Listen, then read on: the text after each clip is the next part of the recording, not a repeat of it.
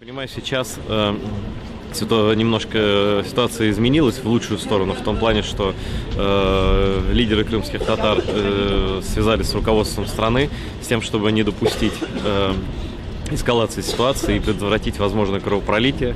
У меня есть такая информация, что там планировались аресты активистов и так далее. Ну, на мой взгляд, это особенно цинично выглядит в двухлетнюю годовщину Майдана, и поэтому вот мы просто стихийно, люди крымские татары, которые находятся сейчас здесь в Киеве, через Facebook объявили о том, что мы собираем здесь людей на акцию протеста, чтобы показать властям, что крымских татар трогать нельзя. Зараз тут є сотні людей, чи біля 100 людей.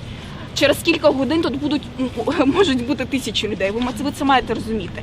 Якщо зараз дати заклик на Майдан, і ці люди, які прийшли на річницю Майдану, вони можуть прийти сюди.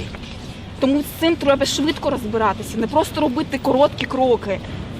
Їх треба вирішувати прямо зараз. Є дві сторони. Перша – ситуація, яка є сьогодні, те, що казав Айдару, і повторюю вам, що зараз розбираємося. Не будемо розбиратися, не розбираємося. Перше, що до Криму, вірка, стратегія є. Я кажу, що кроки, які будуть зроблені ближчим часом.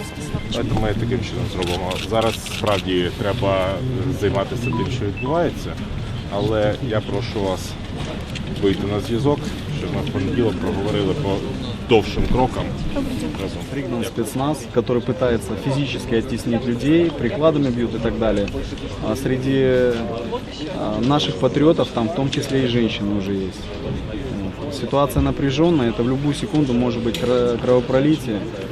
И если Украина и украинские граждане хотят, скажем так, не потерять крымских татар как единственных друзей, я призываю всех прийти сюда к нам на акцию с тем, чтобы спецназ был немедленно отведен.